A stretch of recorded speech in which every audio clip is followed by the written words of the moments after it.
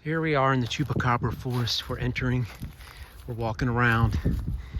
I wanted you to see this really weird burned out effigy, whatever this is. We've always used this as kind of the starting point for the Chupa, the dense part of the Chupa Forest. You can see that the trails are gone. The trails are mainly covered by debris and branches. That used to be a trail right there. And so that's about as far as I can go that direction. So I'm gonna go back to where we turn off for the effigy, which is right here. You can see this is a little bit better of a trail, and there's a little bit of a clearing up here. And then once we get through here, we've got this really weird, maybe old fence with this old ship rope, like mooring ropes. I don't know what that's for. It does go that direction, but there's a lot of tree branches over the way. So I know that if I make a right here and go down this neater trail, it's thinner, but it's neater. You can see something uses it. This is where the Devil's Clearing is, and this is where the Chupa holes were last time we found them. And remember, we dig them out every time, and then we try to cover them up. That's debris, more debris.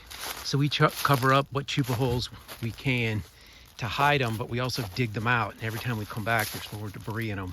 So I don't know if it's just going in there when it rains, or whether something's putting them in there. You can see the way this path is actually a lot better. That's where I came from. You can see where there's kind of a clearing about my height, and you can see that used to be a trail. That's gone. That's just brush. And then we get along, and then this is the entrance to the Devil's Clearing, and you can see this is an old rock something, maybe a wall from hundreds of years ago. It's completely gone now. This is that really strange grate, like a sewage grate that goes underground, but in it's just leaves. So we've never actually pried this grate off and gone in there, but we would have to clear all those leaves out. It doesn't look like it goes that far. And then this is what we call the grave.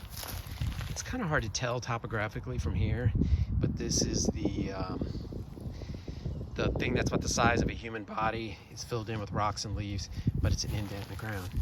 So over here, I'm gonna show you where we were digging. My pipe is still here. This is the first cave. So this is what we call the animal den. I can try to get an angle from this side so you can see kind of what's growing up out of it. But I've been here about an hour ago, clearing out a little bit more debris. A lot of this rock and debris was back down in the cave. So we've tried to clear it out. If you remember in these earlier videos in January and February, we had maybe 6 inches, and then it kind of looked like this.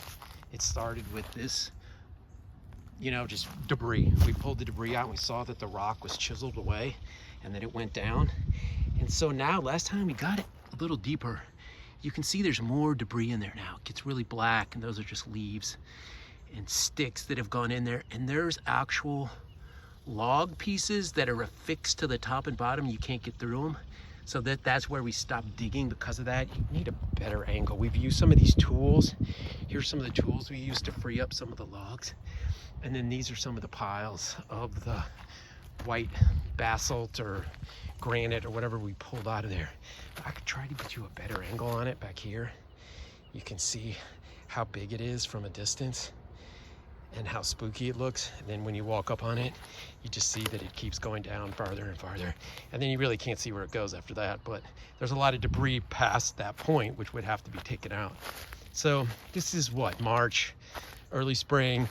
It's still, you know, diggable weather, but it's gotten pretty, this is a pretty hot day. It's pretty windy. I'm in the forest, so I'm not really getting hit with the wind, but it's pretty windy and there's some clouds, but it's still warmer than usual. But we are, of course, in Central Texas, so you could have 100 degrees in March and April. It's just not as likely. I do want to show you guys this weird red stuff. I have no idea what that is, but that was on this fence post. And, you know, someone said it was blood, but blood after it dries turns black. So I don't know what that is. Like some kind of animal, something, some kind of dye or some kind of resin. I don't know. But we're back to some of these main trails that go toward that effigy and some of these log piles. You can see there's a log pile. You can see the way the trails open up and then they shut down and then they open up again. Here's another little clearing, a mini clearing you can see. And then it's really dense over there. And that's where you can't get in. But you can go, if you can dig out that trail from the effigy, you can get further in. And this takes us back to the beginning. So I hope that's a good update for early in the year on what's going on with the Chupacabra holes. Sorry about that, that was my hand. For the Chupacabra holes, and then we'll kind of get back here in a couple weeks. It'll probably be even warmer, and we'll get that hole really opened up and pull some of those kind of wood bars out of there. All right, thanks for watching.